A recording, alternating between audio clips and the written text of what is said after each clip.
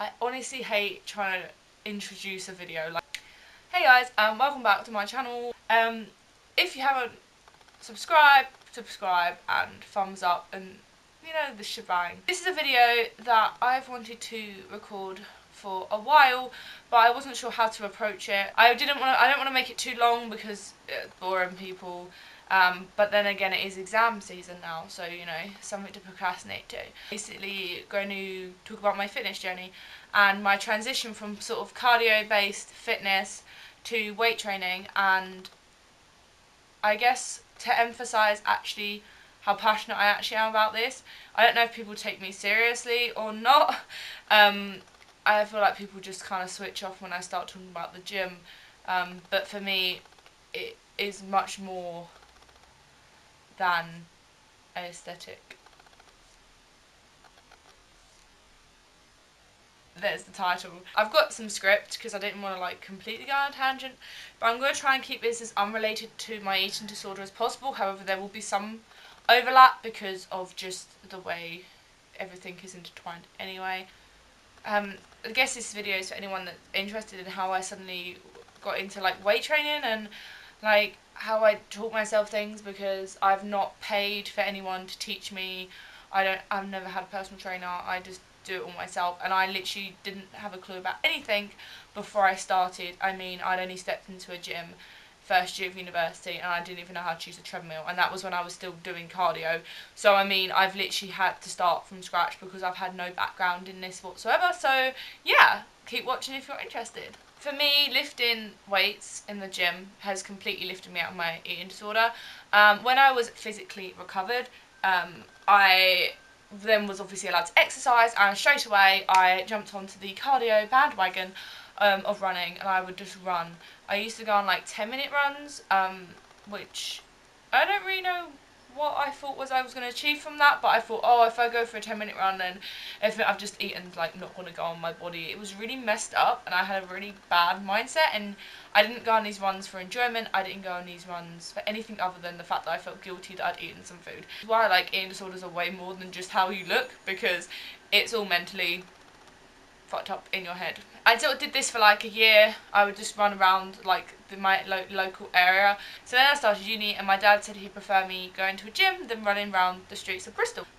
So I may like insert like random pictures at some point. I haven't decided how I'm going to edit this yet, but like here and there now might be some pictures of how I looked at the time that I am talking about. So yeah, I was very much just restricting my calories and doing cardio to try and like suppress my body from its natural kind of aesthetic, I guess, because I mean, I've always been like naturally curvy.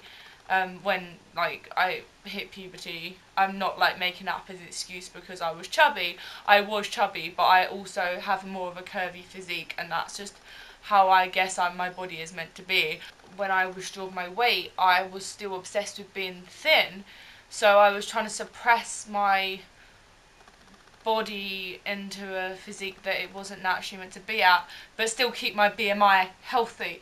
I guess you could say I was like skinny fat or fat skinny, where basically I was like pretty slim, but everything between like my bone and my skin was fat. I had no muscle mass whatsoever. Like, I was so weak. Like at work, I used to work at Sainsbury's, for people that don't know, although pretty much everyone knows. So yeah, I used to work on checkouts, and that requires minimal lifting of things like crates of beer and like 2-litre bottles of Coke and lemonade, and I would struggle like sitting down to lift these things. I would just kind of slide them along the checkout, and it didn't bother me, but I did feel a bit pathetic when like people I would serve would see this girl like struggling to pick up like a 2-litre bottle of Coke, which is what, like, that must be like 2 kilos?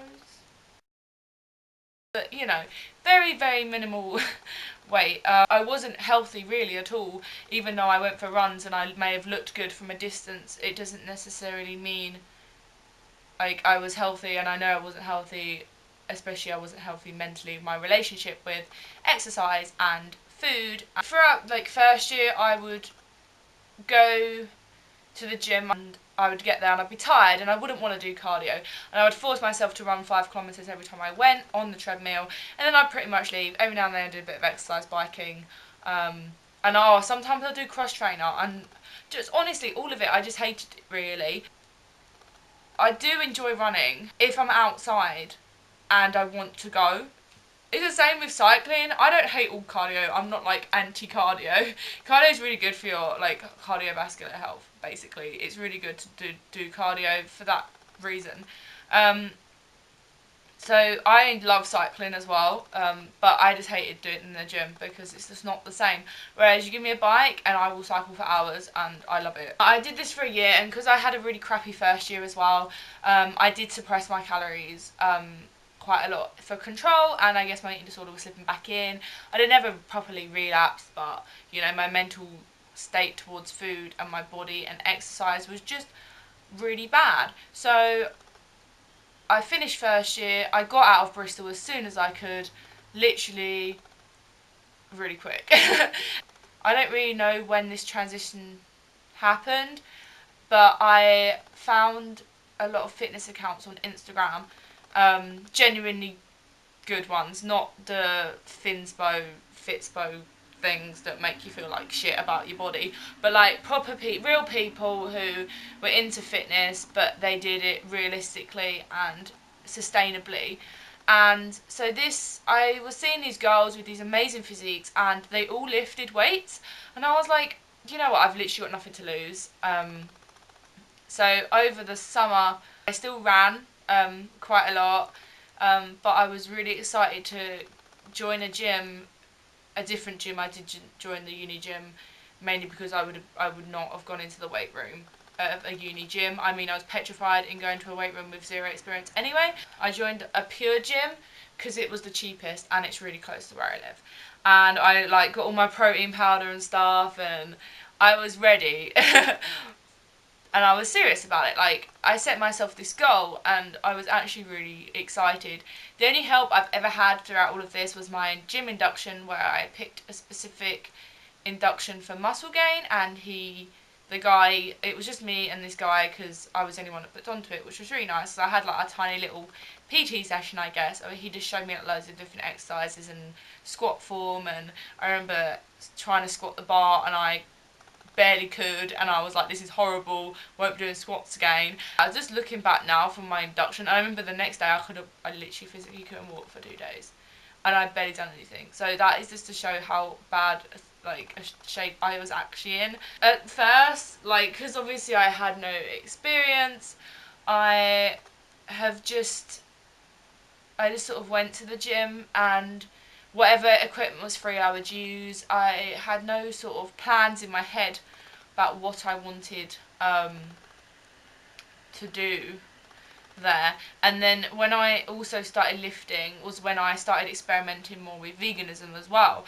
which allowed me to eat more food without feeling bad. I might do a separate video on how veganism has helped me fully overcome my eating disorder maybe, or just another video completely on veganism entirely and just an update on how it's going for me, because I didn't want to make this one too long. I was eating more food, which meant that my muscles had enough, like my body had enough like calories to repair itself every time I lifted weights, which meant I wasn't as fatigued, and it allowed me to gain some muscle, which then in turn slowly started to speed up my metabolism, because my metabolism was suppressed because I've been eating a restricted amount of calories for so long. I was maintaining a weight on under eating. So obviously as soon as you start eating a normal amount, you're going to put on weight, even though it's a normal amount, because your metabolism's been suppressed. You kind of have to push past, you just have to accept it. You're just going to have to accept that if you want to eat more and you want to maintain a weight on a normal amount of calories, you have to accept the initial weight gain. And when I first started gymming and eating more and lifting, I looked bigger because I was gaining muscle underneath layers of fat still. But then after a while, once I started getting my workouts planned more and having a focus every time when I went to the gym, what I wanted to train, how many reps, sets, blah, blah, blah, blah, blah. Once I started getting more confident in the weight room and lifting heavier and having the confidence to try out things and not give a shit about what people thought of me, I then started to see a lot more progress. And it took a while to see this progress, but I feel for long-term change and for a sustainable physique, slow and steady wins that race. It wasn't until sort of December time that I started to see progress, and I was enjoying being stronger. Like, I get a buzz from lifting heavy. For me, by the way, I don't lift as heavy as some of the Instagrammers do, but then they've been doing it a lot longer, and from what I used to lift when I first started out, I've definitely got a lot stronger. Do not be put off if you're not lifting as heavy as the people you see on Instagram or other people, because as long as it's heavy for you, you will start seeing results, and it's all about your personal progress. And I go to the gym on my own, so if I wanted to lift heavier, potentially for me, I would want a spotter just in case. For me to be able to continue enjoying and progressing with weight training, I had to sort of let go of some things and like break through some mental barriers. One of those was being skinny, because I'm not going to be skinny and strong. It's one or the other. And I think because I was so unhappy with how I looked, even though I was getting into a size 8 pretty much all the time, and sometimes I got into a 6, and in the past that used to excite me, and now I've realised that clothes, the number is absolute crap, and it varies from shop to shop, and at the end of the day I just want something to look good on me, and it's like there's no point in me trying to get the tiniest number on my body if it makes me look like what so I let go of that. So I embraced my thighs, which I used to despise, because it turns out I have quite strong quads and quite big quads, and so I just want to grow my quads as big as possible. And if it means I can't fit into a size 8 pair of shorts, then fuck it, who cares? What does that mean? Nothing. I also let go of restricting my calories, because to gain muscle you need to be in a calorie surplus, especially after you've sort of had the beginner's weight like muscle gain. Like when you start lifting you naturally gain muscle, but then after a while you I don't know if I've plateaued yet, but I'm expecting a plateau in my strength and my gaining in muscle, so then I'm going to have to eat in a calorie surplus, and I'm going to have to just accept that, and I'm not going to feel guilty for that because I'm doing it for strength. And that's why I kind of care a lot less about my physique as how I used to, when I used to literally look in the mirror every 5 seconds. So I just sort of took a step back a little bit from how I looked and just focused on performance. And so yeah, that was a second thing that I gave up caring about, was restricting my calories to try and be skinny. Because one thing I've learned is that eating less doesn't mean you're going to be thinner. If anything, you're just restricting your metabolism, and you're not giving your body food it needs to, especially for exercising, to repair itself. And I found that after eating more, I look a lot better than when I was restricting my calories. Obviously it took a while for my metabolism to speed up, but that was my own fault for restricting for so long. If I could give any advice to anybody that's thinking of starting out, trying something new. If they don't feel like getting anywhere with cardio, or they don't enjoy cardio, because I very rarely cardio now. I only cardio sort of outside. Or I might do a bit of Stairmaster if I'm feeling a bit ballsy.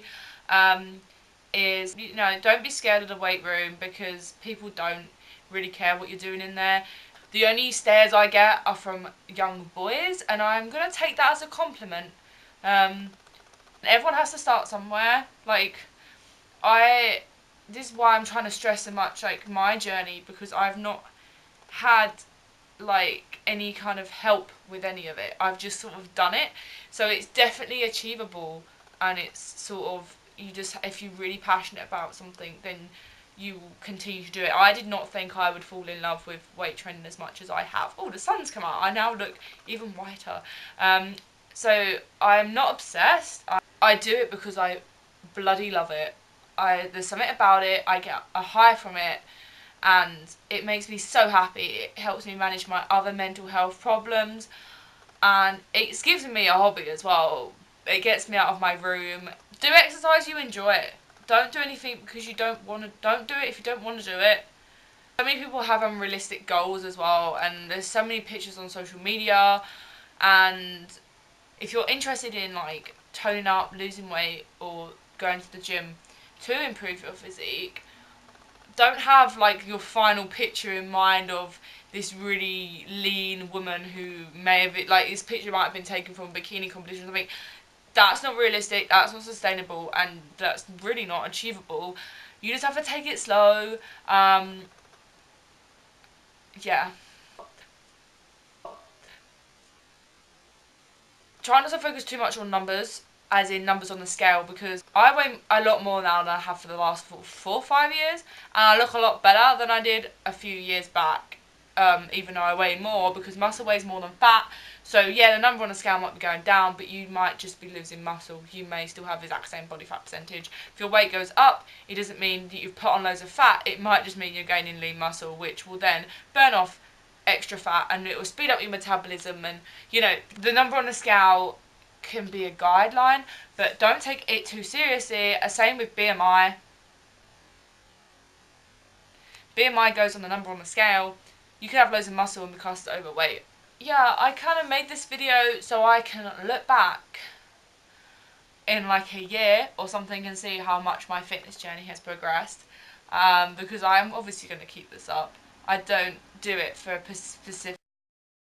I'm not doing it to lose weight and make myself look amazing, because there's more to life than the way you look, and it's all about balance.